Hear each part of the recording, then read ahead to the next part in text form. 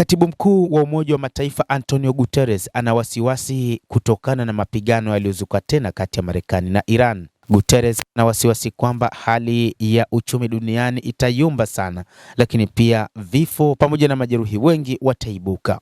Msemaji wa katibu mkuu huyo wa Umoja wa Mataifa Antonio Guterres amezitaka Marekani na Iran kusitisha mapigano na kurejea kwenye meza ya mazungumzo.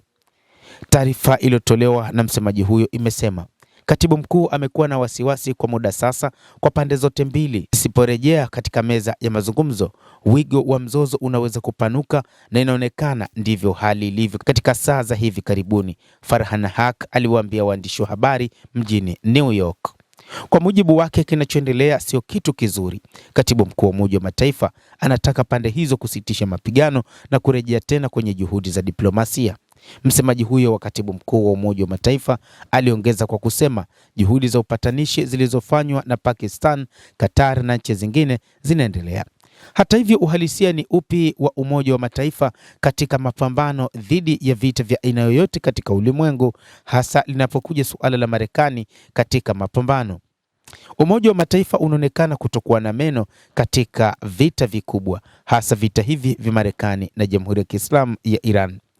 Katibu mkuu wa Umoja wa Mataifa hana la kufanya wakati huu katika vita hivi. Si tu vita hivi vya Mashariki ya Kati, lakini pia hata vita vya Urusi nchini Ukraine. Kiongozi mkuu wa Umoja wa Mataifa hana meno ya nini cha kufanya katika namna ya kuhakikisha amani na tawala, zaidi ya kuzungumza tu bila kutumia njia nyingine ya kuweza kumaliza vita hivi. Umoja wa Mataifa ni taasisi ambayo iliundwa kwa ajili ya kuhakikisha amani na tawala katika ulimwengu, lakini pia ni taasisi iliyoundwa kuhakikisha kwamba hali ya uchumi pamoja na usalama wa kila namna inaimarika. Lakini kwa muda mrefu Umoja wa Mataifa haukuweza kufanya juhudi za kuhakikisha kwamba inaweza kutatua migogoro. Wachambuzi wanasema kwamba Umoja wa Mataifa ulipaswa kuwa mpatanishi mkuu katika mzozo kati ya Marekani na Jamhuri ya Kiislamu ya Iran, mzozo mkuu zaidi tangu vita vya pili vya dunia.